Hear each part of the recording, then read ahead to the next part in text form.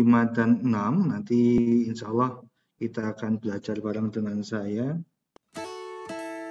Di jam ini kita sudah mulai di sesi kelima 8.30, dan nanti kita lihat kondisi, kita mau istirahat jam berapa, kita akan lihat kondisinya di materi yang kelima.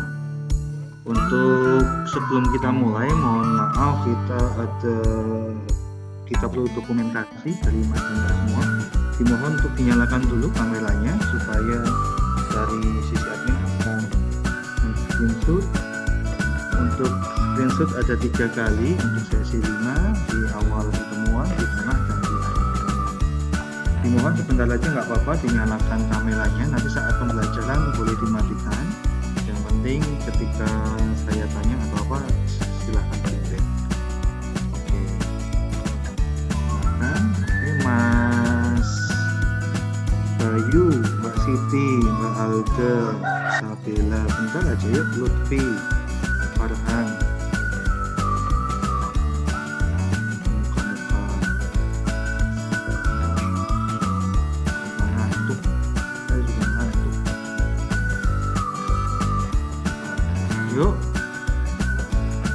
Yuk Mas, bentar aja yuk, nggak sampai 1 menit foto terus kita mulai. Dulu.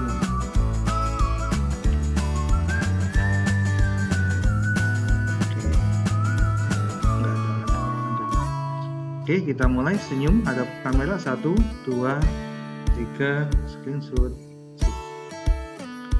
Terima kasih. Yuk kita mulai yuk. Hari ini yuk ngapain yuk. Oke, agenda untuk hari ini, Mas dan Mbak, saya izin share screen terlebih dahulu. Untuk hari ini sesi 5 dan sesi 6, pembahasannya adalah sesi 6 dulu, sesi 5 dulu. Kita mau ngomongin eksekusi source code, dimana untuk eksekusi source code di sini kita ada beberapa function seperti keterangan, perulangan, kita akan belajar itu. Terus sebelum masuk ke sini saya ngecek dulu ya di BPPDIK, di e-learningnya kita cek teman-teman harapannya sudah mengunduh materi baik yang ada di grup ataupun di e-learningnya. Ini JWD 3, mohon maaf saya harus cek yang JWD punyanya Uninda, SGA Unindra, cek yang JWD, ini JWD 1. Saya kebetulan di sini ngajarnya pokok JWD 1. Oh ya, ini kelas JWD berapa? JWD 1. Kemarin sudah diajar sama Pak Imam dan Pak Tri ya. Materi ini bisa kalian cek di sini, sudah terupload di materi teknis. Nanti untuk materi yang saya untuk ke 5 dan 6, pertemuan 5 dan 6 akan diupload oleh admin di sini, di bawahnya tempatnya Pak Tri. Di sini kemarin saya cek juga materi soft skill punya Pak Tri, teman-teman belajar main bootstrap. Ini kita akan main coding. Oke, ini JWD 1. Jadi saya nyebar nih di JWD 1, 2, dan 3. Jadi semoga teman-teman bisa mengikuti. Monggo teman-teman mau pakai Discord atau mau pakai yang lain untuk teks editornya, pakai Sublime atau pakai Microsoft. Nanti admin akan mengunggah file presensi di chat Zoom ataupun di grup. Nanti mohon juga diisi ya, Mas dan Mbak. Oke, saya lanjut.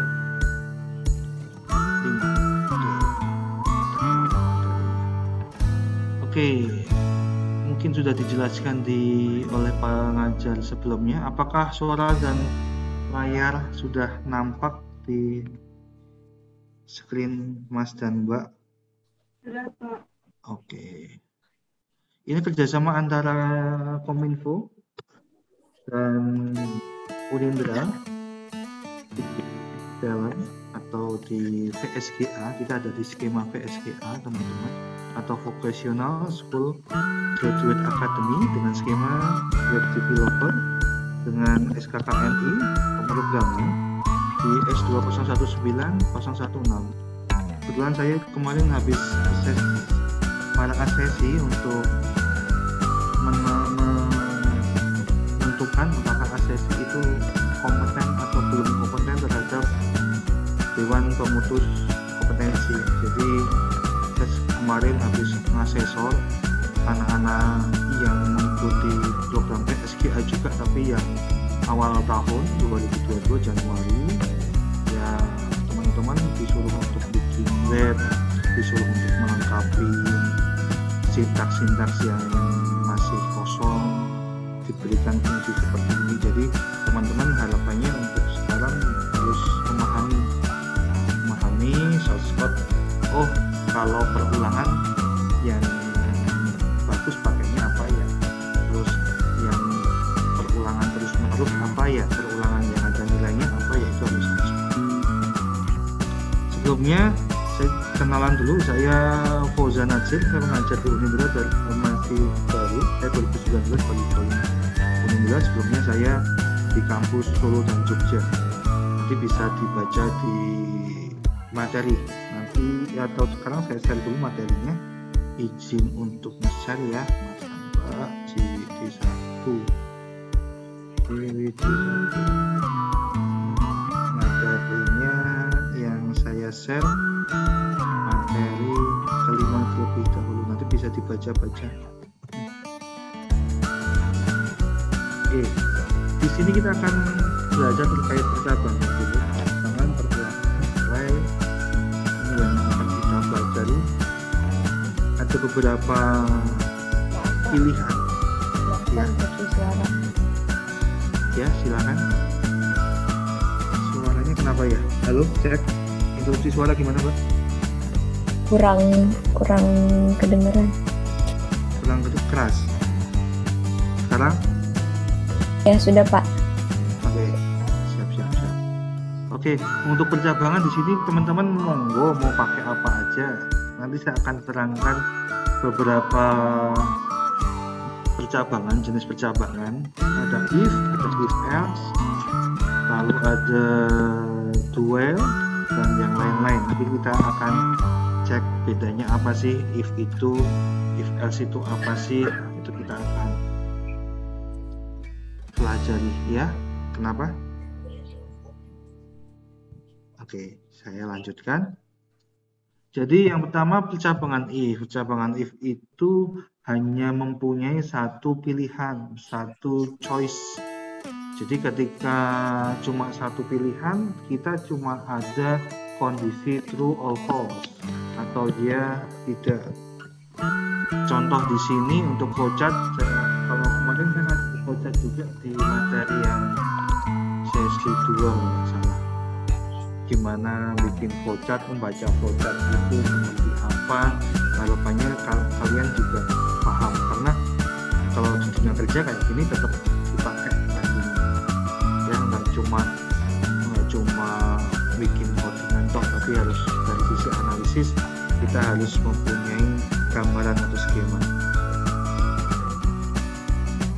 Untuk diagram flowchart di sini untuk menunjukkan percabangan if, di mana jika total belanjanya di atas 100.000 di sini ada decision ya, ada suatu keputusan. Jika ya, dia akan mendapatkan hadiah, jika tidak dia cuma dapat ucapan sudah berbelanja. Jadi ada dua opsi dan dalam satu kondisi. Jadi bisa kita simpulkan kalau percabangan if itu hanya ada satu kondisi atau satu choices, di sini case-nya adalah jika total belanja lebih besar daripada 100.000, maka tolong keluarkan JavaScript atau suatu notifikasi selamat Anda dapat hadiah. Tapi jika belanjanya di bawah 100.000, pesannya tidak ditampilkan pesan untuk dapat hadiah ini, cuma pesan pada terima kasih sudah berbelanja. Kita coba menganalisis skripnya. Di sini kita pakai skrip HTML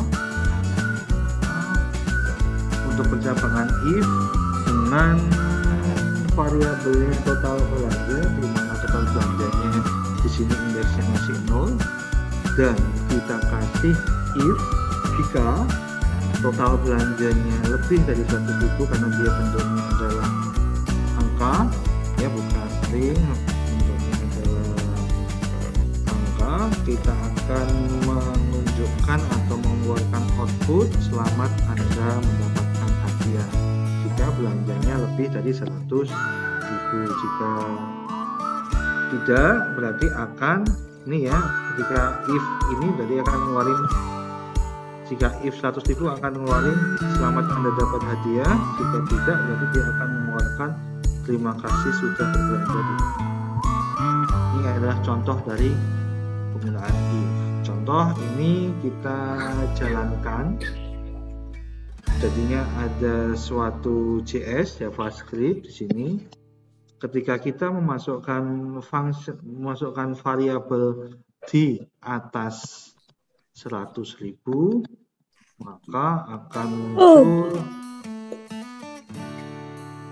nih, terima kasih Anda sudah berbelanja di toko kami. Nah, kalau 100.000 selamat Anda dapat hadiah. Tapi kalau di bawah ya, bisa dicek ini soalnya bentuknya GIF, jadinya otomatis. Kalau 90.000 dia cuma keluar terima kasih sudah berbelanja di toko kami. Sedangkan jika belanjanya di atas 100.000, maka keluarnya selamat Anda mendapatkan. Ini contoh percabangan yang pertama. Saya jelaskan lagi bagian yang menggunakan blok atau blok program pada JavaScript diawali menggunakan kurung berawal untuk mengeluarkan JS-nya. Jadi pakai kurung berawal untuk mengeluarkan notifikasi JS, sehingga dalam blok hanya terdapat satu baris ekspresi atau statement pada tanda kurungnya. Keluarkan dengan heading. Lalu yang kedua adalah if else. If else itu percabangan yang memiliki dua choices atau dua pilihan, dua opsi, di mana pilihan yang pertama adalah kondisi benar dan else yang selanjutnya adalah untuk kondisi yang salah. Kita cek di pojat yang ada di sebelah kanan layar. Kita mulai dari sini, lalu di sini penggunaan percabangan if else adalah ngecek passwordnya benar atau enggak. Ketika passwordnya benar, akan muncul JS atau JavaScript selamat datang bos. Kalau salah, akan muncul notifikasi password salah. Coba lagi, lalu akan keluar lagi terima kasih sudah menggunakan aplikasi kami. Ini bisa JS bisa langsung premium. Kita coba cek analisis dari flowchart tersebut. Jika passwordnya benar, maka notifikasi yang akan muncul adalah selamat datang bos. Karena yang akan muncul blok merah yaitu password salah. Kemudian pesan yang berada di blok abu-abu tetap ditampilkan karena dia bukan bagian dari if. Ini yang ini, kalau yang hijau ini yes, karena ini sudah kelihatan, ini tidak. Dan ini mau dia passwordnya benar, mau dia passwordnya salah, tetap akan keluar nanti. Untuk script terima kasih sudah menggunakan aplikasi kami. Kita langsung convert ke script atau sintaks. Di sini if else, kita pakai if else, passwordnya untuk variabel password kita kasih nama password, lalu passwordnya copy, ya. Ketika kita masukin keywordnya copy akan nulis JavaScript berupa write selamat datang post ayat 2. Lalu jika salah else, maka akan write atau menuliskan JS password salah. Coba lihat. Dan di sini kenapa tadi diterangkan juga ini bukan bagian dari if else. Jadi dia kalau nggak mau kita tidak suka dia akan berada di frame-nya. Kita coba di-running. Saya harap teman-teman sudah paham kalau nge-running kan juga ini di save ya, save apa kayak php. Lalu kita buka, yang penting sampai p-nya sudah dinyalakan, sampai p untuk Apache dan MySQL.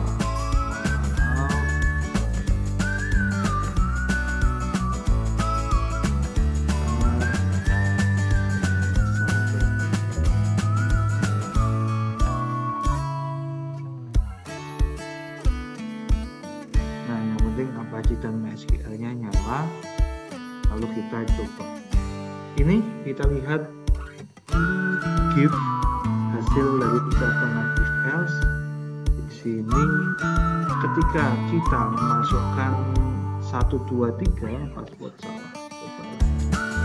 Kalau benar dia akan mengeluarkan JS selamat datang bos. Tetap untuk tulisan yang bawahnya terima kasih sudah menggunakan aplikasi ini tetap masih ada terus karena dia bukan bagian dari ucapan if else.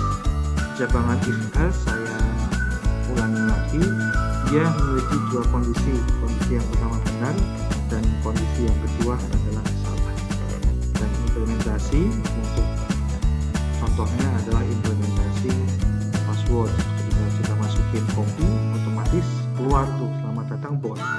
Ketika 1, 2, 3 passwordnya salah. Percabangan yang ketiga tadi sudah ada if, lalu sudah ada if else. Sekarang yang ketiga if else if. Dia punya lebih dari dua option. Coba kita cek ya untuk if else if yang diberikan warna. Kalau ini lebih penerapannya kayak nilai itu. Nilai kan kayak nilai di kampus kita tuh A, terus habis itu amin ya, amin ya. Terus B+, apalah itu. Nah, ini kan tentang nilainya kan berbeda-beda. Ini ketika di convert ke logic PHP ataupun logic bahasa pemrograman yang lain, ya pakainya adalah if else if. Itu lebih dari satu pilihan atau opsi. Kita cek di flowchart sebelah kanan. Terlihat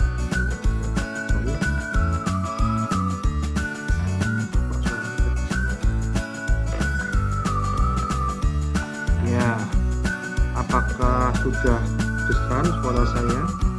Saya menghemat suara supaya nanti sampai ya. Kita lihat dimulai nilai lebih dari 90. Jika kondisinya ya, dia akan mengeluarkan output A. Jika tidak, otomatis kita masuk ke kondisi berikutnya. Apakah nilainya lebih dari 80? Ya, jadi nilainya B. Jika tidak, kita cek lagi nih. Apakah nilainya lebih dari 70? Ya, jadi B. Jika tidak, otomatis F. Tadi F ini nilainya adalah kurang dari 70. Deklarasinya langsung keluar otomatis F. Langsung menampilkan hasilnya. Apakah dapat A, B+, B, atau F, karena kita menggunakan 3 kondisi. Kondisi nilai lebih dari 90, lebih dari 80, dan lebih dari 70.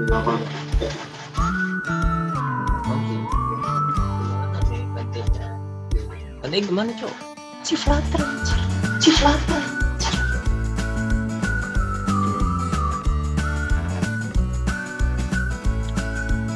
Lanjut. Nah, contohnya nih, kita masukin ke ini mohon maaf, untuk scriptnya tidak sesuai dengan flowchart. Kalau flowchart tadi kondisinya kita pakai 3 kondisi ya, kamu bisa melihat A, B plus, dan D. Di sini A, B plus, B, C plus, C, D, dan E. Dengan detail nilainya adalah pakai sama dengan. Beda ya, lebih dari sama dengan. Kalau lebih dari 90, kalau nilai 90-nya berarti dia nggak dapat A, harus di atas 91. Kalau 90 dia dapat A, kalau 90 dia tidak dapat A. 91 baru dapat nilai A, seperti ini. Jadi variabel untuk function lebih dari sama dengannya ikut. Kita coba, ini detailnya if else if, kita kasih variabel nilai untuk memasukkan entitas nilai akhir, lalu akan menampilkan grade dengan memasukkan di sini nih, ini grade ya, variabel grade-nya akan ditulis ini, tapi kita lihat kondisinya dulu, dia masuk ke nilai yang mana. Contoh ketika saya nilainya 60, berarti dia masuknya ke nilai C+. Seperti itu. Jadi di sini akan ada proses checking dulu ketika inputan entitas yang kita masukkan ke dalam aplikasi atau ini ke webnya. Ketika dia sesuai dengan grade, akan keluar grade yang akan ditentukan. Jadi dia akan mengecek dari atas sampai bawah. Jika nilainya di bawah 30, kurang dari 30, otomatis dia titiknya adalah F. Ya, jadi bisa dicoba ini, tapi kita implementasi yang sudah ada dulu. Saya punya GIF di sini. Contoh samplingnya adalah nilai 87. Nah, dapatnya B plus. Kita cek 87 apakah B plus? Ya, karena dia di bawah 90 dan ini dia ada di range ini, di rentang ini. Di atas sama dengan 80, otomatis dia akan mendapatkan B plus. Sama itu juga. Jika 0, dapatnya apa? Karena 0 adalah nilai grade terakhir di bawah nilai 30. Lalu tadi ada if else, lalu if else if, ini switch case. Switch case dia hampir mirip seperti if else if, cuma strukturnya saja yang berbeda. Struktur yang gimana Pak? Strukturnya bahannya if sama if. If variabelnya apa? If apa? Jangan lupa dikasih break ya, maksud itu untuk ngecek, berhenti ngecek berhenti dulu baru ngecek yang lain sesuai nggak nih. Jadi nggak langsung ngecek semua. Kalau if else dia langsung ngecek semua. Jadi di sini akan saya terangkan di gambar atau di keterangan yang biru, block of the case dapat dibuat sebanyak yang dibutuhkan block switch. Jadi case ini tergantung dari ya block switchnya. Case ini tergantung dari switchnya. Lalu value adalah nilai variabelnya, dengan nilai. Lalu setiap case harus diakhiri dengan break. Harus. Kalau switch case mau nggak mau kalian harus pakai break. Default tidak memerlukan break kalau nilainya default. Terus pemberian break bertujuan agar program berhenti ngecek case berikutnya saat case terpenuhi. Jadi ketika di kedua atau case yang pertama tidak terpenuhi, penting nggak dilanjut. Model bacanya switch case seperti itu. Nih contohnya percabangan switch case. Kita kasih variabel jawab dengan menunjukkan JavaScript. Kamu beruntung silahkan pilih angka 1 sampai 5. Lalu untuk ketika sudah kita masukin angka 1 sampai 5, contoh 1, yang kedua kopi, yang ketiga terus 4 ini boleh lalu default ya. Ingat setiap case harus ini variabelnya ada untuk variabel ya, akan keluar outputnya sesuai dengan nilai case. Lalu akan jika sudah ada 5 pilihan, ketika tidak memasukkan angka 1 sampai 5, otomatis akan keluarin JavaScript, oops, Anda salah pilih. Lalu if else begini nambahin kamu gagal mendapatkan hadiah, dan else selamat kamu mendapatkan hadiah apa. Kita coba implementasinya. Kamu ini masukin nih angka 1 sampai 5. Ketika kita milih angka 2, dapatkan 1 kotak kopi. Nah, ini contoh yang di give, kebetulan contoh yang benar.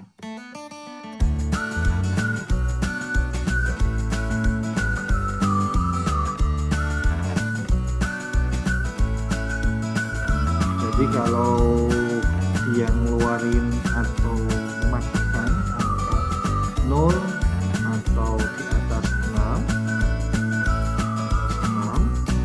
dia akan muncul oops, Anda salah pilih, mengeluarkan kamu gagal mendapat hadiah, salah pilih.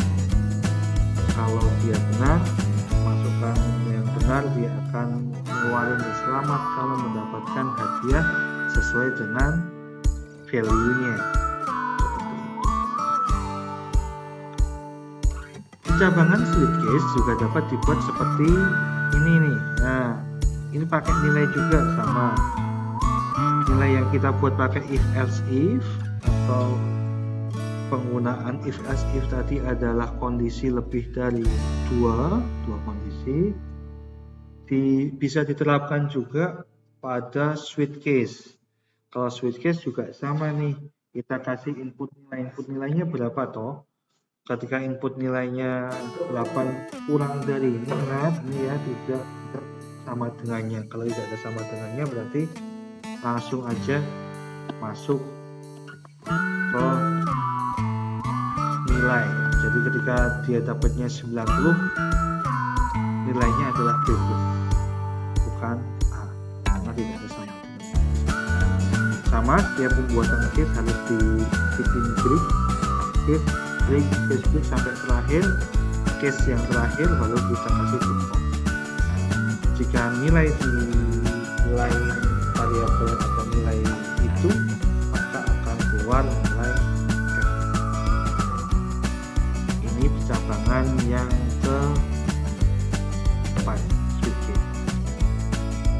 Pertama, berikan nilai true pada switch agar bisa masuk ke dalam block switch. Lalu dalam block switch kita bikin kondisi menggunakan case. Kondisinya tadi diterangkan mau pakai value yang berapa, lebih dari 90, lebih dari 80 dan seterusnya, dan hasilnya akan sama karena switch case dan if else if fungsinya hampir sama, cuma pembacaan value-nya aja yang berbeda. Lalu yang kelima, ini adalah operator ternary. Apa itu operator ternary? Dia adalah bentuk lain dari if else. If else tadi apa? Kondisi harus jalan sama. Ya atau tidak. Kita coba di sini. Cabangan ternary dengan variabel B.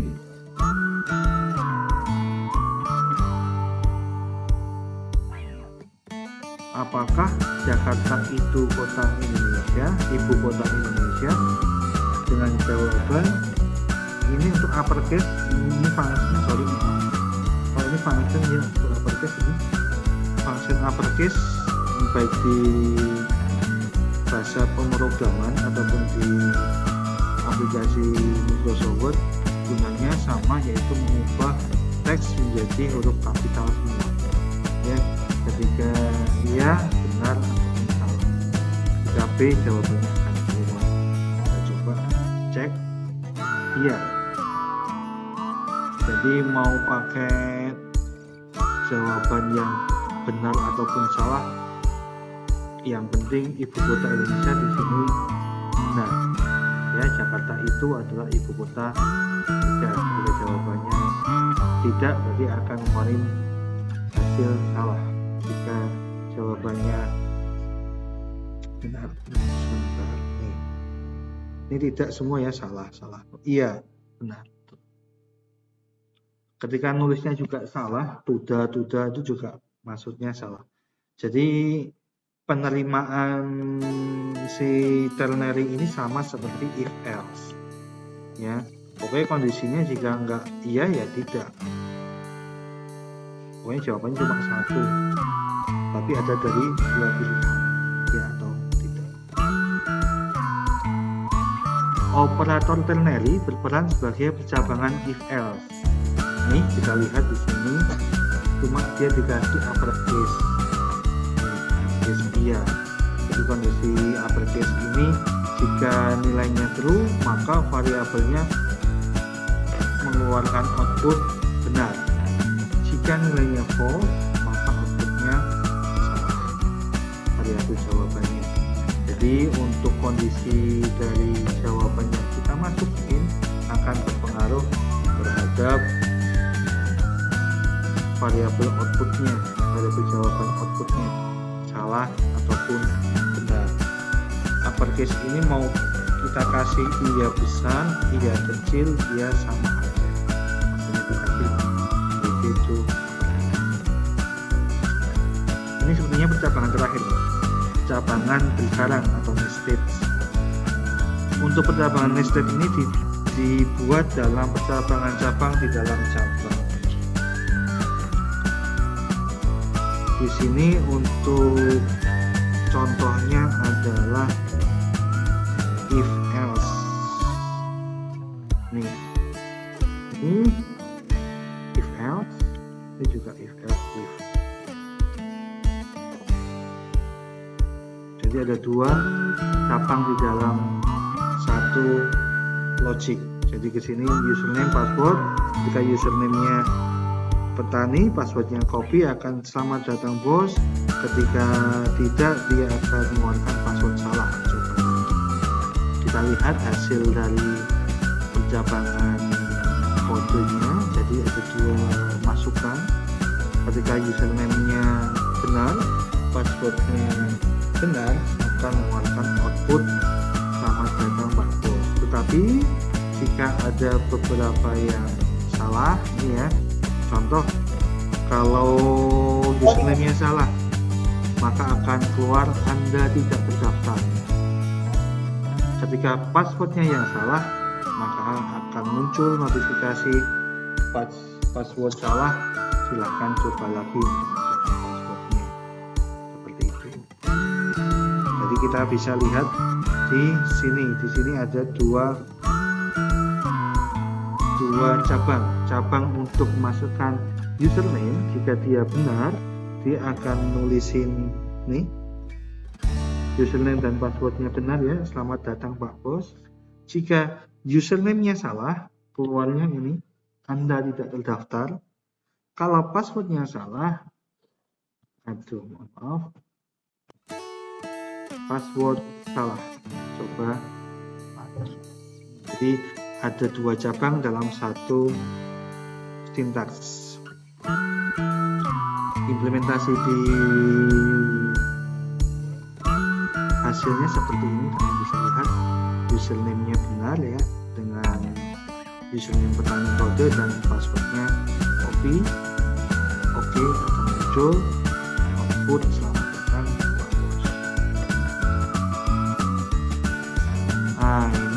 logika. Kita combine nih antara percabangan dengan logika. Untuk logika di sini yang dipakai adalah logika N. Jadi kita bisa langsung pakai yang tadi kita implementasi di nested, ya, nested percabangan. Tadi kan sintaksnya seperti ini untuk function percabangannya. Lalu kalau kita combine dengan N, ini logika N, ini juga bisa. Jadi nggak perlu panjang sampai segini, jadi cukup kita ngasih username petani kode dan password, selesai. Kalau ini kan sendiri-sendiri. Ketika username dan passwordnya benar akan muncul ini, ketika passwordnya salah akan muncul luaran ini, dan jika username-nya salah akan keluar dari data.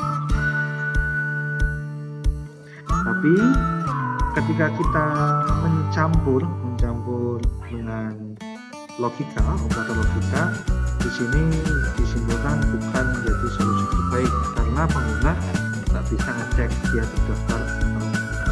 Jadi kita bisa memilih, kita perlu ngecek nggak, kalau nggak perlu boleh pakai logika N. Oke, sudah selesai untuk percabangan. Yuk kita reminding. Tadi ada apa yang pertama? Percabangan. Bisa dibantu? Ada if, Ya, if else, if else. if Ya, if else if. What? case, Case. Case. Operator Best. Ternary. Terakhir. nested. Jadi di percabangan dengan kondisi macam-macam, ya. If else tadi hampir sama dengan switch case, lalu if else if dia hampir sama dengan ternary, lalu nested adalah cabang dalam cabang. Ya, mau pakai dua cabang, dia pakainya nested. Kalau if tadi pakainya satu kondisi saja. Alhamdulillah dari ini kita, saya rasa teman-teman sudah memahami untuk logika cabangan. Karena kalau saya saat melakukan proses assessment, saya juga kadang-kadang tanya nih ke ACC, mana cabangnya, mana nih, apa itu logika cabangnya. Kan di soal ada nih untuk bahas cabang, tolong ditunjukin dan tolong diulang. Ada yang paham, ada yang paham. Makanya ini teman-teman harus paham. Ini ada beberapa soal yang ini keluar kalau saat saya melakukan pertanyaan lisan terhadap sesi, yaitu counted loop dan uncounted loop. Looping itu adalah pengulangan, standar itu pakainya mesti for atau for each, ya, atau to while yang standar. Terus bedanya apa Pak untuk for each, to while? Nah, kita akan pelajari itu. Jadi perulangan, teman-teman sudah paham. Perulangan itu ketika kita ngasih satu entitas akan berulang sesuai dengan yang kita inginkan atau berulang tak terhingga. Di sini kita akan belajar 5 macam bentuk perulangan. Dan secara umum dibagi menjadi 2, yaitu counted loop dan uncounted loop. Bedanya apa? Bedanya kalau counted loop itu perulangnya jelas dan sudah tentu banyaknya. Kita mau itu dalam diulangi 5 kali itu satu.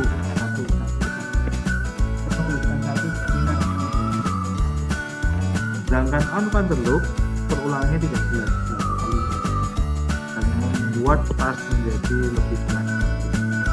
Jadi tolong diulang selama plus nambah sampai 100. Nanti akan otomatis mengikuti loopingnya selama nggak jelas sampai berapa, karena terus dia harus mengulang. Nanti kita akan coba for loop masuknya mana sih, for each masuknya mana. Kita akan terangkan di sini. Ini kalau counter loop, tadi counter loop adalah perulangannya jelas. Kita ulangi lagi jelas dan banyak, sudah tentu perulangannya. Teman-teman bisa pakai for each dan repeat. Lalu untuk uncounted loop tadi apa? Uncounted loop perulangannya nggak jelas. Sampai berapa kali perulangan tidak jelas, tidak terdefinisi. Bisa menggunakan perintah while dan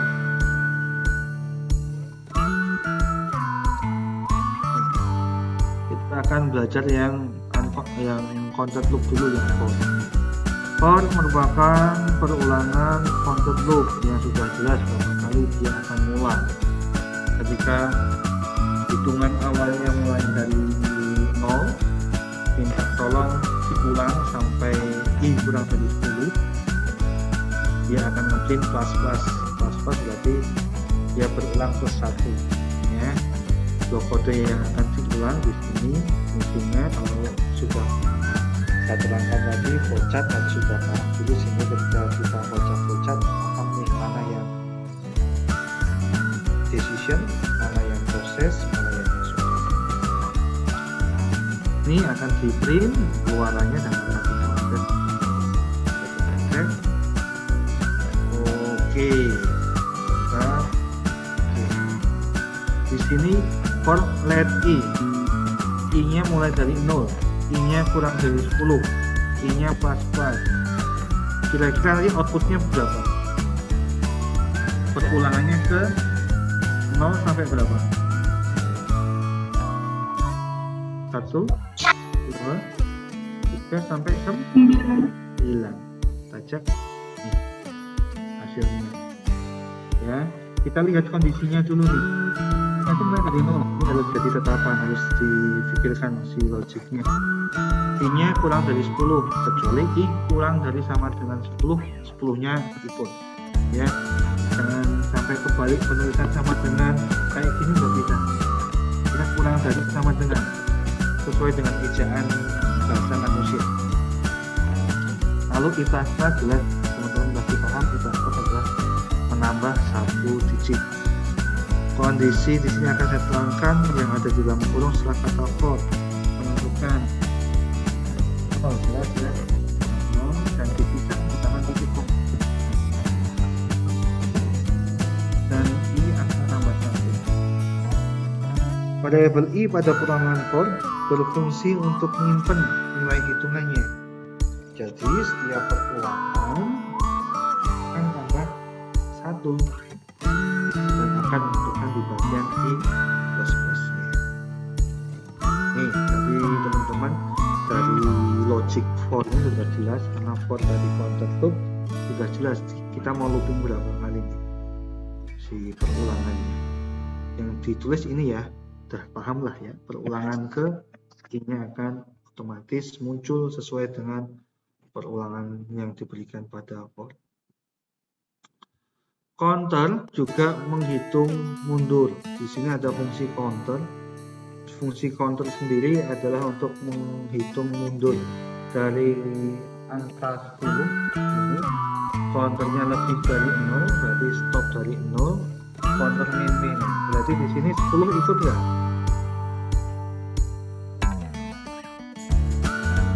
Tidak. Tidak. Cek. Ya iyalah, kan ini kan sama dengan perulangan. Oh iya. Ya, lebih dari 0 ikut enggak? Ikut. Tidak, Pak. Tidak. Iya. Logika matematikanya harus jalan nih. Oh iya. Berarti belum sahur. Nih ya, ingat nih, counter dimulai dari angka 10. Ya. berarti 10 yang paling tinggi dimulai. Dia min berarti dia akan berkurang 1 dan dia lebih dari 0 kecuali lebih dari 0. Kalau tidak sama dengan 0, nolnya ikut. Kalau dia cuma lebih dari 0, 0 nggak ikut, cukup saja. Nih hasilnya, dia akan for looping, masih pakai for di untuk sudah jelas loopingnya berapa kali. Dia dimulai dari angka 10 berkurang 1 ke bawah hingga angka 1 karena dia lebih dari 0. Oke, lanjut. Perulangan yang kedua untuk counted loop. Oh, ini bukan, maaf. Ini perulangan uncounted. Jadi ada for, each sama repeat. Ini kok dilompatin, nggak apa-apa lah. Ini kalau perulangan while dia bisa menjadi perulangan counted loop dengan memberikan counter. Nih, jadi diulang berapa kali harus dikasih counter dalam while ini. Jadi di sini variabel ulangi dia akan confirm untuk berapa kali Anda mau mengulang, akan mengeluarkan end-nya Anda berapa kali mengulang, lalu while ulangi dia akan counter plus. Kita lihat hasilnya dan dapat disederhanakan menjadi seperti ini. Kita pakai yang ini aja sebenarnya sederhana. For ulangi confirm, counternya 0, counternya plus.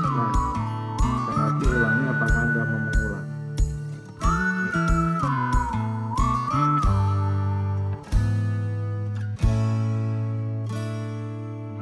Jadi kita mau mengulang terlihat dari jumlah klik di OK-nya. Ketika kita ngasih 3 kali berarti akan keluar output 3 kali. Tapi harus cancel ya. Maksudnya klik cancel. Berarti dia menghitung OK-nya sebanyak 3 kali. Ini sebenarnya while itu untuk uncounted. Ya, yang penting kalian harus ingat uncounted itu while. Tetapi while bisa jadi counted jika diberikan counter. Jadi dia akan ada perhitungan. Jadi dia bisa berubah jadi oranges, bukan menjadi counted loop yang bisa didefinisikan berapa kali berulang. Hasilnya seperti ini. Kalau kalian ngeklik OK-nya 10 kali terus cancel, otomatis di sini 10. While ada while, ada while. While hampir sama seperti perulangan while, bedanya dia akan melakukan perulangan sebanyak 1 kali lalu dicek kondisi yang ada di dalam program. Logiknya nih, logik itu while. Ini ada blok kode yang akan diulang, nanti kita ada scriptnya. Dan while dia akan ngecek kondisinya benar atau belum. Kita langsung coba pakai yang tadi, confirm Anda mau mengulang apa enggak, counternya 0 sesuai dengan checking yang akan kita lakukan, counter plus. Dia akan ngecek ada ulangi berapa kali. Nah nih, kalau dia while loop ketika tidak melakukan berarti dia 0. Jika duel dia akan ngecek pasti ada 1. Jadi akan ada selisih antara while dan duel. Karena di duel dia akan ngecek dulu, ngecek kondisinya sudah benar apa belum. Bedanya di sini antara while dan duel. While dan duel ini seperti yang tadi saya katakan, ketika dibikin acak-acak atau perulangan yang tak terbatas juga bisa. Jadi ketika kalian menghendaki perulangan sebanyak garis yang ada di layar, itu otomatis bisa juga pakai while ataupun duel. Karena untuk perulangan yang banyak atau tak terbatas, ulangnya menggunakan while dan do while. Terus kita masuk perulangan yang counted, kita balik lagi yang counted loop. For each, ini yang sering saya terangkan kalau praktek for each untuk cetak item dalam array. Apa itu array ini akan saya terangkan sehabis percabangan dan perulangan, branch and looping. Misalnya yang branch, bahasa Inggrisnya. Oke, array itu apa nanti akan kita bahas setelah itu. For each digunakan untuk mencetak item dalam array. Jadi kalau pakai array mending perulangannya pakai for each. Ya. Terus for each itu masuk ke dalam counted loop karena jumlah perulangannya ditentukan panjang array itu dimulai dari angka 0 dan dia pakai kurung bawah. Cara menggunakan for each di JavaScript, contoh pakai for dalam in langsung tembak function for each. Coba kita pakai for each yang in.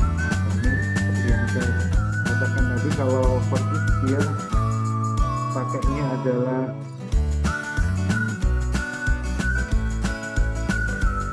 kurung suku, kurung suku.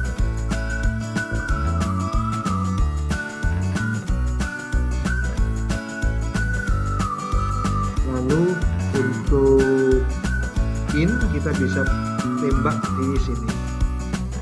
For i ditambah dengan 0, i kurang nilai just length, ada berapa panjangnya length dan kita dia akan ngeluarin seperti ini. Nih. Dia akan menghitung berapa kali perulangan dengan standarnya for each, karena for each itu dia di array, dan ingat array itu mulai dari angka 0.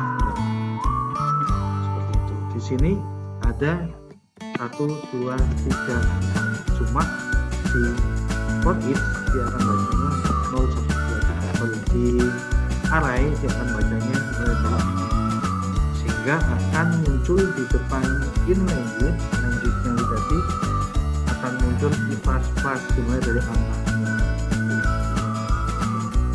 Itu sudah otomatis. Kalau array itu ketika ditembak ke programming itu akan mulai dari angka 0 dan dia plus menambah 1 per 1 angkanya. 0 JavaScript silakan CSS ya, karena JavaScript ada di sebelah kiri dari language yang ada dalam array, atau pakai cara kedua, kita langsung tembak pakai for each-nya. Di sini kita punya array, variabelnya hadis Senin sampai Minggu ya, ingat pakai tanda kurung awal, dan setiap value itu dimakainya adalah titik petik 2, lalu dikasih koma untuk pemisahnya, sama seperti ini ya. Ini kurung awal, lalu di setiap value, setiap arraynya dikasih tanda petik dan koma masih juga sama. Senin, Selasa, Rabu, Kamis, Jumat, Sabtu, titik 2, lalu kita akan tampilkan semua hari pakai for each. Kita tembak day, akan variabelnya day, for each function day akan nulis pay plus day plus pay. Jadi memang langsung dituliskan di sini, atau juga fallback nih, coba yang ini ya. Ini hasil dari for each metodenya. Jadi dia akan muncul dari hari Senin sampai Minggu. Dari ini setelah kita running nanti ini ke dalam JavaScript-nya akan muncul Senin, Selasa, Rabu, Kamis, Jumat. Tadi diterangkan juga for each memiliki parameter fungsi callback. Kita juga bisa pakai function arrow seperti ini. Jadi arraynya sama Senin sampai Minggu, kemudian kita akan tampilkan semua harinya pakai nama date for ya, dokumen web sama ya, kita callback. Lalu yang terakhir, ini perulangan yang terakhir, yaitu perulangan dengan metode repeat. Repeat itu kalau bahasa di Indonesiain berulang juga ya. Repeated kalau diulang lagi ngomongnya apa. Ini masuk tadi paket loop. Di sini untuk repeat dia akan mengulang bentuknya tag seperti dan bisa dibilang repeat tadi counter loop dia adalah penyingkatan dari for. Contoh nih, kalau for kan harus dideklarasikan dulu ya, sampai berapa, terus fungsinya ini mulai dari 0 kurang dari 100 dan dia bertambah 1 digit di setiap perulangannya. Dia bisa diringkas tuh pakai repeat, tinggal langsung gitu saja dokumen web, ulangi kalimat ini sebanyak 100. Kan ini 0 sampai 100 kan 0 sampai 99 semuanya juga 100 juga, dan dia juga di plus hasilnya seperti ini. Dia akan mendinamiskan dari sisi tabnya. Ketika layar tabnya sempit mungkin dari membukanya via handphone, dia akan dinamis sendiri dan tetap jumlahnya 100. Di sini kan ada 1, 2, 3, 4, 5, berarti ada 20 baris. 5 kali 20 100. Dia akan mengulang karena sudah di repeat, bisa ringkas lebih ringkas. Tuh kalau pakai repeat. Ternyata ada juga perulangan berjalan atau nested. Nested itu berulang, nested itu berjalan.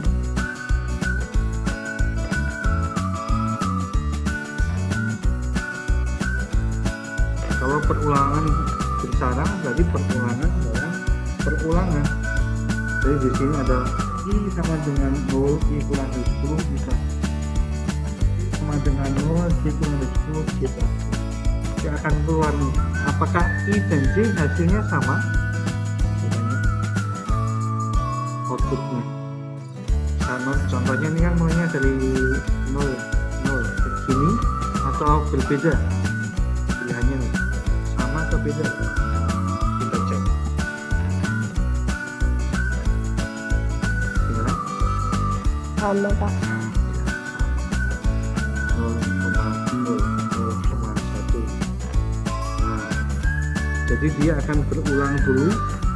0-nya diselesaikan sampai 0, lalu ke 1 lagi. Itu terus loopingnya. 01, 02, 03. Karena di sini kita cek, sebentar saya hapus dulu.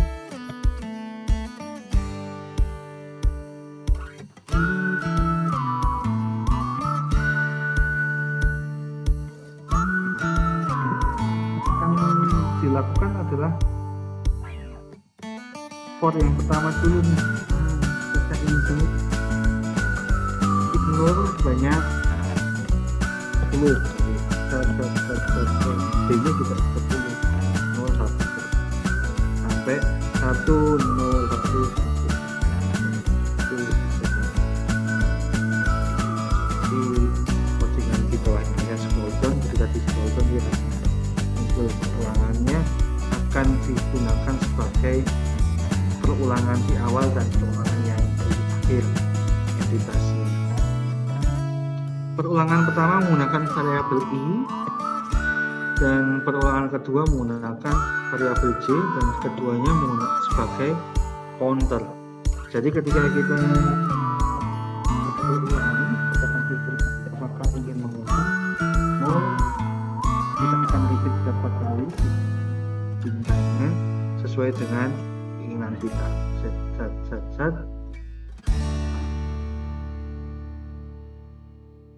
Jika kita kliknya 9 kali, dia akan keluar variabel angka di sebelah kiri dan bintang di sebelah kanan.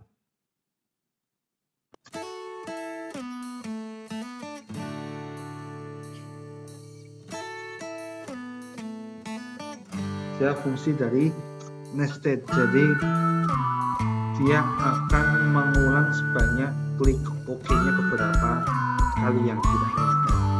Ya, repeat counter, bintang plus counternya berapa kali, dia akan menampilkan nggak cuma counter angkanya, tetapi juga counter bintangnya sejumlah klik yang kita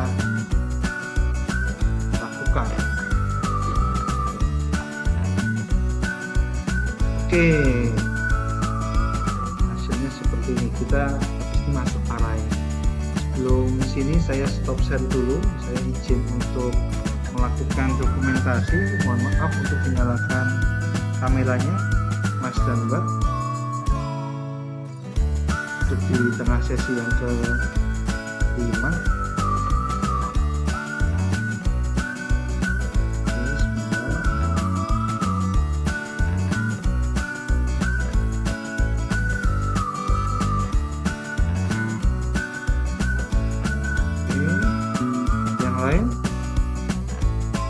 Dinyalakan sebentar saja, 10 detik. Oke, hitungan ketiga, tolong senyum. 1, 2, 3, senyum.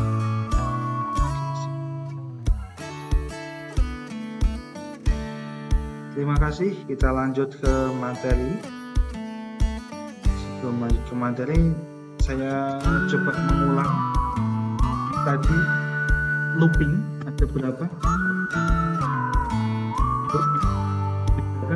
Jadi ada 5, Pak. Counted sama Betul, uncounted, Pak. uncounted ada apa? Ada while sama dual. While dan dual. Kalau counted for each sama repeat. Oke. Coba brand.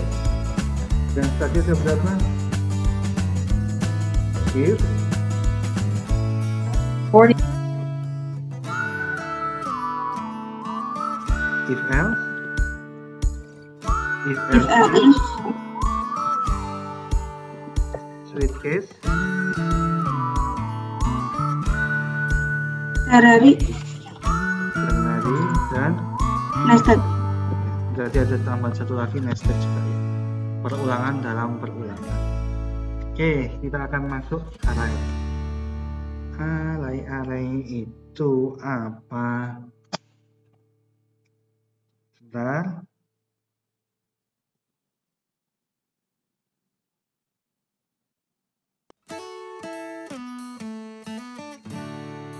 Oke, struktur data atau sebelum kita ngomongin array, kita ngomongin struktur data dulu. Struktur data ini penting. Struktur data saya ajarin itu pasti ajarin algo dulu, algoritma dulu, baru kita ngomongin struktur datanya. Jadi di sini untuk kita bisa cari metode untuk menyimpan data dalam memori komputer. Ada beberapa cara di struktur data itu. Dan yang paling sering digunakan adalah array. Array merupakan struktur data yang paling sering digunakan untuk menyimpan kumpulan data dalam satu tempat. Itu namanya array. Kalau dilihat dari sisi definisi. Kalau kita langsung tembak atau diimplementasikan ke array itu dimulai pakai tanda kurung siku. Tanda kurung siku itu ada di sebelahnya V kalau di keyboard ya, kurung siku. Lalu isiannya adalah isian dari value-nya, variabelnya. Lalu variabel kode kosong itu diisinya nggak usah pakai spasi, nggak usah kasih apa-apa, kosongan. Nah, kosong, nggak usah kasih spasi, nggak usah kasih titik, kosongan gitu. Dan pemisahnya adalah tanda koma, bukan titik koma. Itu beberapa yang ada titik koma, tetapi kalau diarai dalam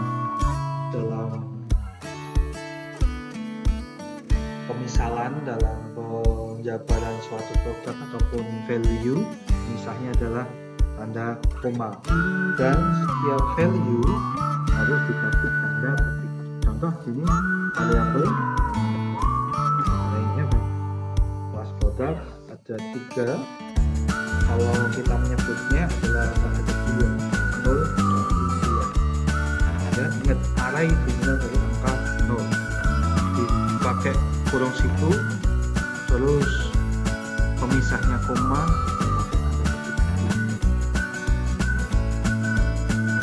JavaScript teman-teman masih tahu dynamic ya, dynamic typing, dia bisa dicampur. Yang penting ketika dia bentuknya string, dia pakai kita dia cuma angka langsung isi aja. Ini pemisahnya koma. Tadi akhirnya pakai titik koma. Jadi isi jenis data dalam satu array itu bisa beda. Mengambil data dari array, ingat array dimulai dari data. Di sini ada berapa data? Ada 4. 1, 2, 3, 4. Array produknya ada center, radio, antena, dan obeng. Kira-kira ketika saya mau ngambil produk 1, yang keluar apa? Radio, Pak. Kalau saya ngambil 4, nggak ada Pak. ambil 0, Center.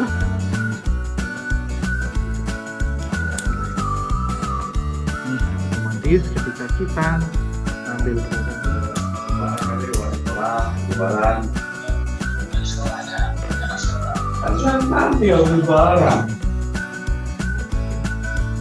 kita tadi mengambil produk 1, 2, 0, 1, 2, 3.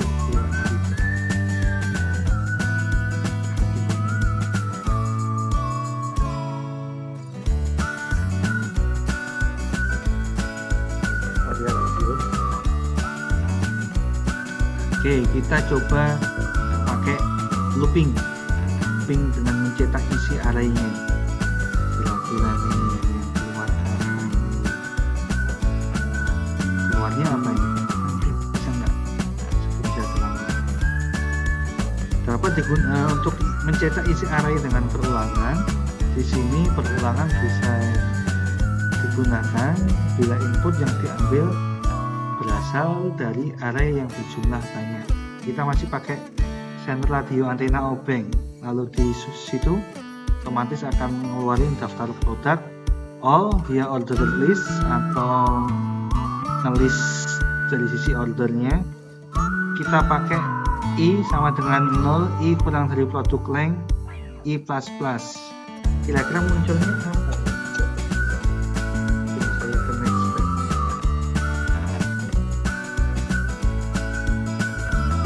Center, terus habis itu ke radio, antena, terus obeng. Gitu satu Pak. Terus ada apanya? Ada Ada itu Pak. Oh ya, produk. Produk Produk ada nangka center. Ya gitu maksudnya. Daftar produk tetap dia akan mulai dari yang pertama karena dia di sini all, otomatis kalau itu nggak ada yang dari 0. Ya, all itu mesti dari 1. Ini ngomongin function ya, function all kan dia mulainya dari 1. Kalau dia let i-nya sama dengan 0 kan dia array yang 0, 1, 2, 3 keluar semua. Cuma all-nya akan ngeluarin angka 1 sampai seperti itu. Ini hasilnya. Terus bisa juga pakai for each. kita ngasih for each di sini. Nih. Kira-kira apakah hasilnya sama?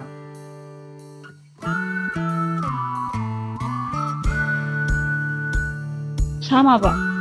Ya, dia cuma membedakan dari function ini for each ini. Sama for each data, diambil data produknya, dia akan ngelit all juga. Sama. Ada keterangannya sama. Oke, lanjut. Menambahkan data ke dalam array. Ada dua cara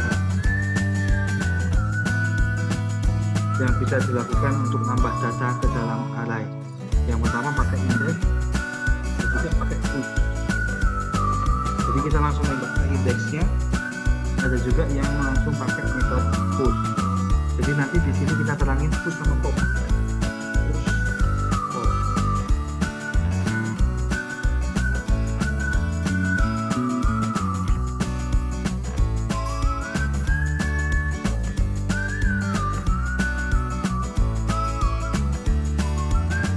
Coba di sini ada 3 data dalam array buah, apel, jeruk, manggis dengan indeks 0 apel, indeks 1 jeruk, indeks 2 manggis.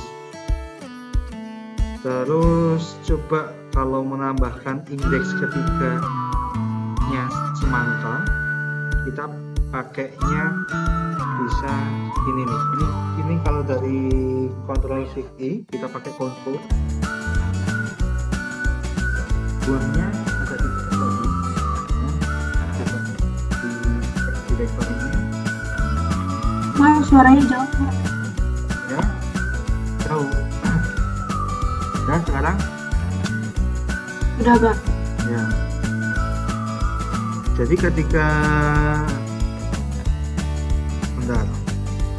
kita memasukkan indeks array 2, ada 3 isian, apel, jeruk, manggis. Lalu kita cek direktori buahnya, ada 3 tuh, apel, jeruk, manggis, dan di sini kelihatan value ya. Terus kita masukin nih ke buah 3 semangka, dan otomatis akan jeruk, manggis, semangka. Jadi kita bisa menembak langsung ke buah 3 semangka. Jadi kita harus tahu data dan panjang array untuk menggunakan cara ini. Jadi kita nggak bisa, contoh nih, kita di sini ada 3 data, jeruk, manggis, strawberry. Terus kita paksa nih, nah nanti malah rusak. Dia biasanya error ataupun undefined. Nggak bisa ketemu karena di sini sudah ada 4 nilai atau ada 3 indeks.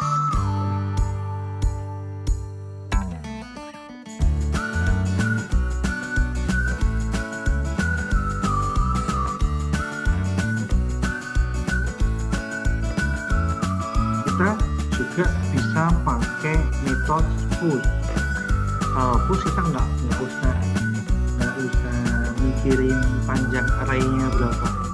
Nah, push dia akan nambah dari belakang, bisa dari depan. Kalau mau nambah nanti kan antri dulu, nggak bisa nyelonong. Jadi memang kita harus dari belakang. Contoh, bla bla bla bla TV, kita masukin TV nih ke array produk, berarti masih pakai center radio antena obeng. Kita masukkan televisi, ketak, tulisin, berarti ada televisi. Cek, kok berantakan ya? Emang berantakan karena tidak ada tulisan rapi di sini, karena dia cuma nampilin red di produknya center radio antena obeng televisi. Pushnya langsung di belakang. Ya, jadi ingat untuk menambahkan satu indeks ke array kita bisa pakai push atau bisa langsung memberikan mau dimasukkan ke indeks mana. Contoh 0, 1, 2, 3, masukin ke 4, yaitu televisi. Otomatis dia akan menata sendiri di indeks keempat, yaitu televisi. Seperti ini. Lalu hapus. Kalau hapus, dua cara juga, pakainya delete. Berarti kalau menambahkan, kita langsung tembak ininya, kasih namanya buah 3 semangka, nama array, posisi yang mau ditambahkan, dan nama nilainya. Tapi kalau menghapus, kita pakainya delete nama apanya, arraynya, dan indeks yang keberapa. Kita coba buah. Tadi kita ada 4 buah, 4 indeks buah: apel, jeruk, manggis, semangka. Delete buah 2, berarti yang hilang manggis, dan dia akan empty, hilang.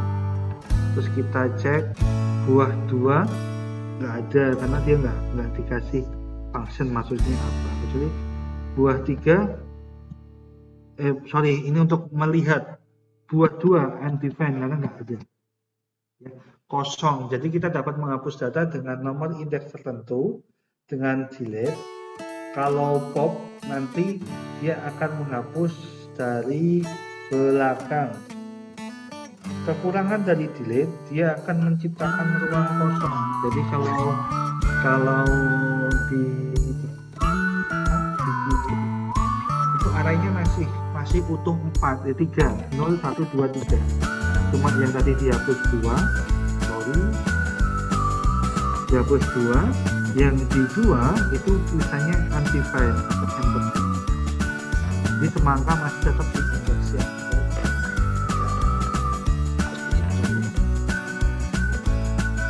Lalu kalau kita pakai metode pop, ya kebalikan dari metode push.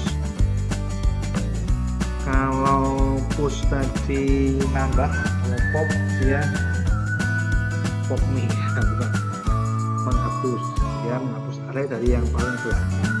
Dan dia punya istilah reload, last in last out, ada juga FIFO. Kalau FIFO apa? First in, first out. Salah push.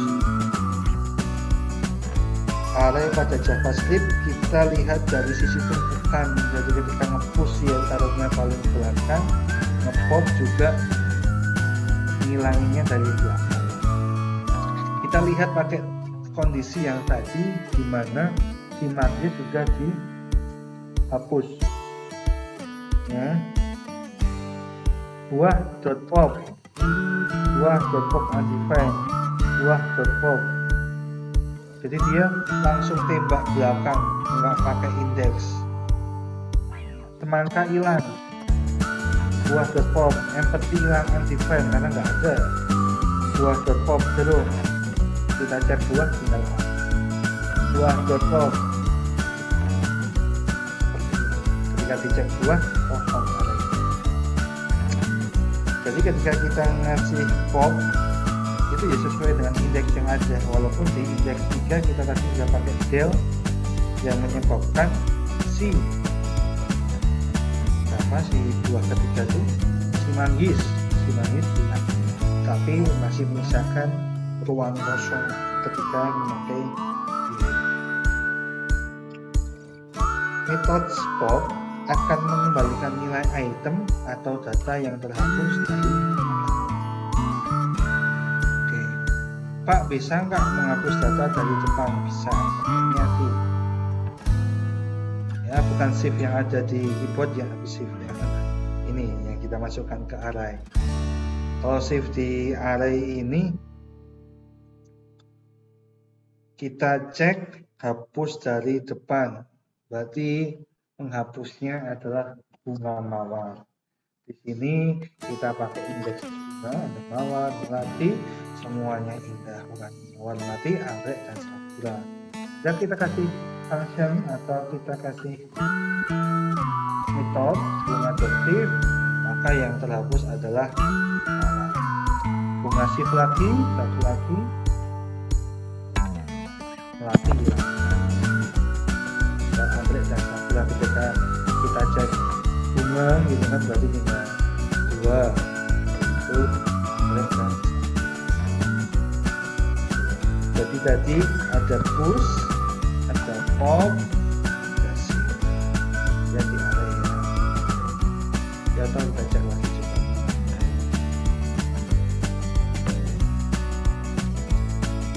ya push, pop, dan shift. Push itu tambah, pop itu delete, shift delete tapi dari depan ya. Push dan pop dia modelnya atau plus in, kalau shift berarti pakainya delete. Lalu kita coba menghapus pada indeks tertentu. Pakainya apa Pak? Pakainya splice. Dan splice di sini punya 2 parameter.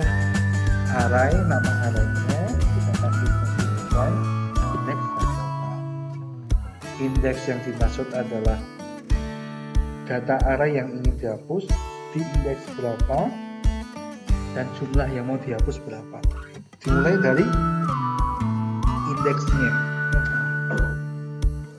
Nih ya coba kita pakai si bunga, mawar, melati, anggrek, sakura.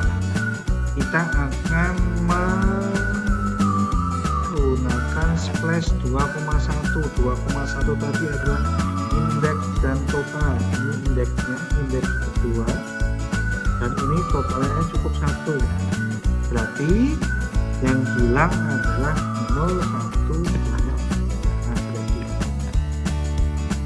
Jadi yang tinggal ketika kita akan bunga dengan mawar sama melati.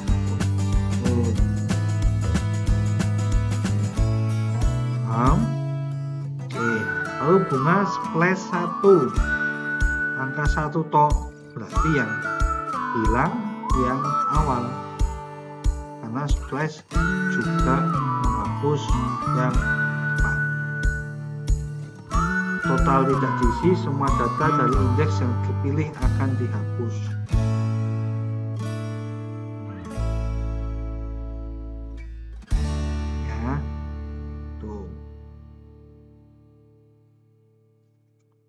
Total 0, 1.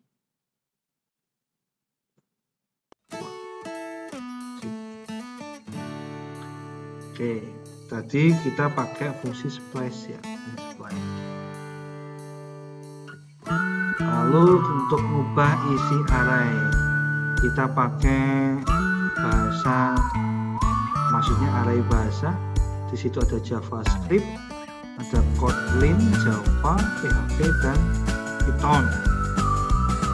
Lalu kita akan mengganti Kotlin dengan C++ di indeks 1. Otomatis kita pakai fungsi langsung pakai nama array bahasa. Lalu yang mau di replace yang mana? Contoh yang Kotlin 0, 1, 2, 3, 4. Bahasa 1 tadi yang Kotlin di replace dengan C++.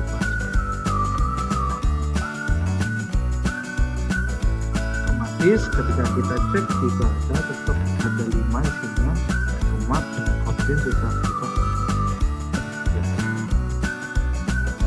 Coba kalau PHP-nya yang diganti menjadi bahasa Ruby, fungsinya apa ya? Silahkan. Kalau PHP-nya yang diganti bahasa dalam kurung kurawal 3. Ya, terus with Ruby. Jadi teman-teman udah paham. Jadi di sini indeks mulai dari 0 sampai 4. Kalau mau mengubah kita tinggal tembak saja nama array, lalu posisi array mana yang akan di replace dan variabel apa yang menggantikan dari variabel yang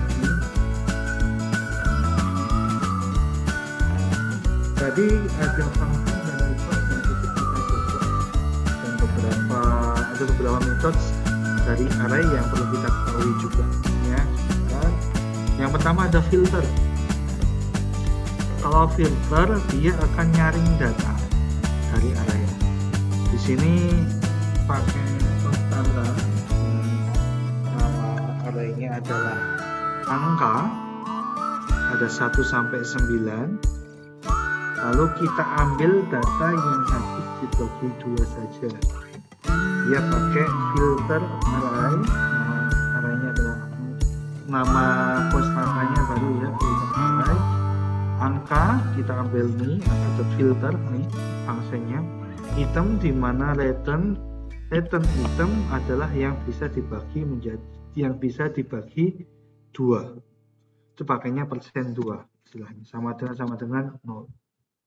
Ketika kita cek yang menggunakan lognya filter array, dia akan muncul angka yang bisa dibagi 2, 4, 6 dan 8.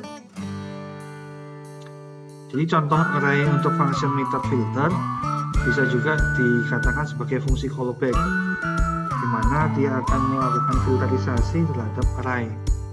Dan yang kita buat lebih sederhana lagi, bisa pakai konstanta filter array, angka.filter, item %2.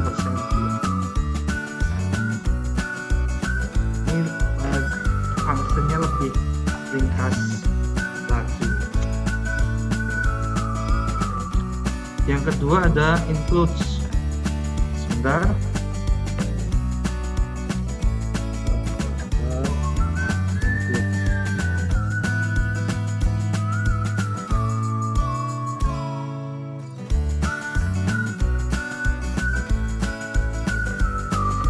Includes. Include di sini fungsinya untuk ngecek data yang dalam array ada atau enggak. Kita pakai variabel tanaman array ini, ada padi, kacang, jagung, kedelai. Kita coba pakai include. Di sini var, kita kasih nama var lagi, ada kacang enggak. Tembak aja tanaman include kacang. Nah, ketika kita cek lognya, console log ada kacang, true. Jika true memang kacang di sini ada di dalam array. Apakah bayam ada?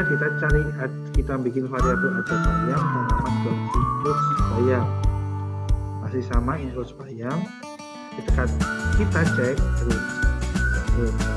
Kita cek ada bayam enggak? False. Di sini enggak ada. Itu untuk ngecek ada atau enggaknya kita bisa pakai filter includes, tetapi dengan pemberian variabel lebih banyak. Tadi ada kacang, tanaman include kacang. Baru kita cek direktorinya di log. Ada kacang tuh ada enggak nih? Ada kacang di indeks tanaman enggak? Lalu sort. Nah, sort ini banyak kalau di logika pemrograman. Kalau di array dia cuma ngurutin data aja, data yang default dalam artian ya angka ataupun huruf. Kalau angka ya jumlah dari 0 sampai 9 sampai seterusnya. Kalau huruf ya A sampai Z. Di sini ada 2 array, yaitu variabel alfabet dan variabel angka dengan isian nilainya acak ya, A, F, Z, E, R, G dan 312685. Kita langsung tembak alfabet sort,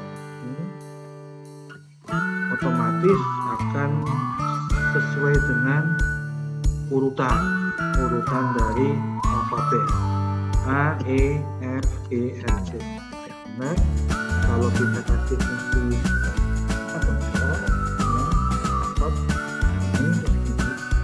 dari lognya 1, 2, 3, 5, 6, 8. Wah, ini salah ya, maaf. Yang benar apa? 1, 3, 5, 6, 8, 7, ada 9 juga dapat.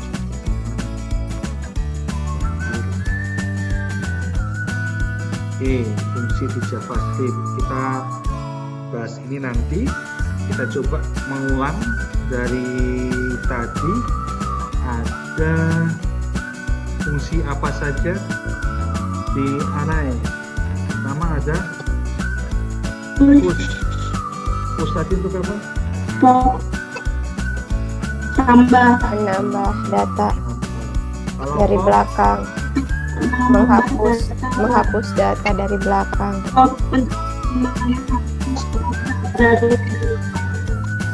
ya, terus kalau untuk ngecek datanya ada apa enggak pakai apa? Terus kalau untuk ngecek apa ya? Select tadi untuk apa? Ada nggak select? Ada Pak. Ada ya. Saya apa lagi ya? Ini untuk hapus dari depan apa? Hapus dari depan? Shift. List ya? List. List untuk indeks tertentu yang dari depan. Shift. Mengubah langsung ini filter untuk menyaring, lalu include untuk ngecek data ada apa enggak, dan sort untuk ngurutin. Oke. Saya stop share dulu Mas Mbak.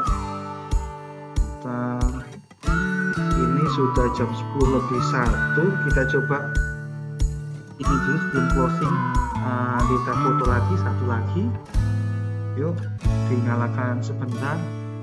Saya nanti minta izin 5 menitan ya untuk senam bentar ya. Badannya agak lunglai. Ngobrol. Kalian mah enak dengerin ya. Ini ngobrol nih. Ya, nanti saya tolong kameranya dibuka bentar. Kita 10:10 lah. Nanti biar cepet. Sebentar, si Alga, Muhammad, Bayu, Sabila, Isra, kita tolong bentar dinyalain walaupun belum mandi kelihatan. Di situ di dahinya kelihatan yang udah mandi sama yang belum. Saya itu punya indera ketujuh.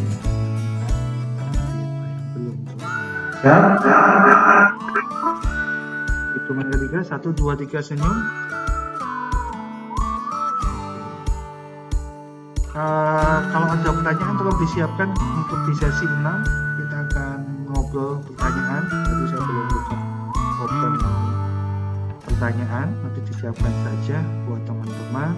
Jangan lupa isi presensi untuk data kalian ya. Saya mohon izin sekitar 5 menitan untuk istirahat dulu. Kita ketemu sebentar lagi ya, sama saya lagi. Saya stop recording dulu ya. Terima kasih. Kita nanti lanjut di sesi ke-6. Selamat pagi.